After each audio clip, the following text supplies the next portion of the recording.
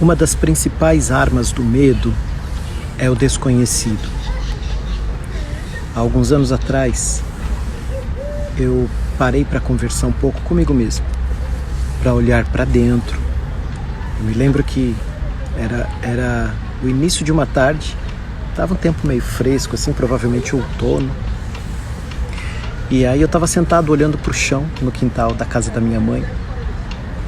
E aí um dos meus sobrinhos pequenos naquela época me viu balbuciando algumas palavras e veio me perguntar: "Você está falando com quem?" Eu falei: "Eu estou falando comigo mesmo." E eu me lembrei desse evento porque às vezes a gente tem que resolver coisas que a gente não sabe bem como.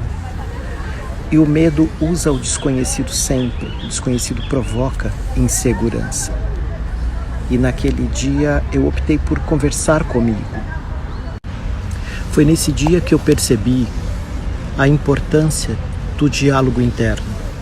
A gente se acostuma a aceitar que está sozinho, que está falando sozinho.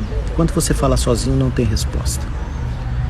Quando você aprende a conversar consigo, você processa essas informações, você pensa duas vezes, você usa o máximo de recursos internos.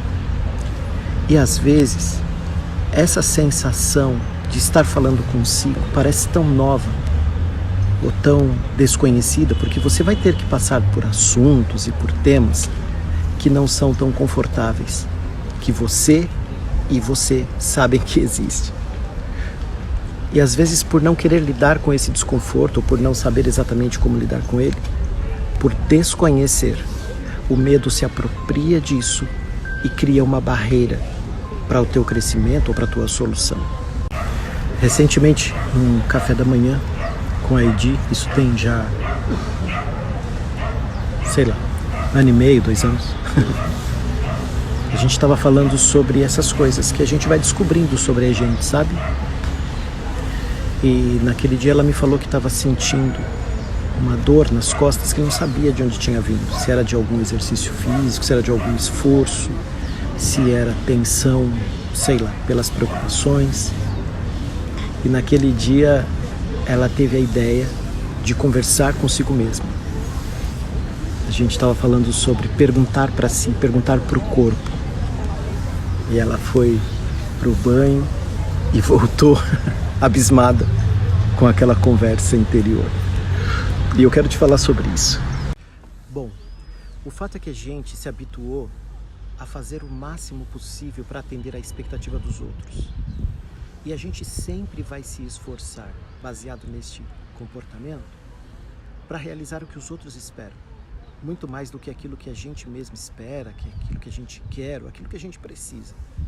Às vezes, você está se esticando demais para tentar atender à expectativa de outra pessoa, ou se encolhendo demais, se punindo e se podando para poder caber em lugares que nem são teus.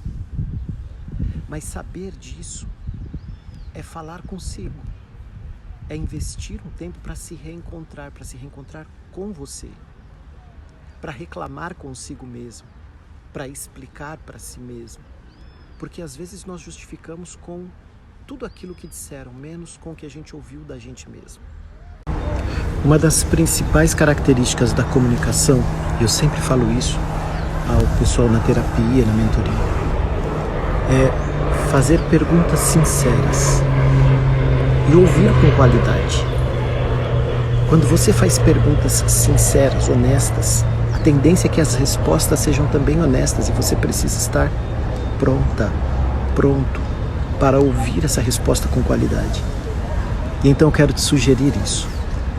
Pergunte-se sinceramente se você precisa se esticar tanto, se isso é para o teu desenvolvimento ou se você está tentando atingir um padrão que nem é realista e que nem é para você.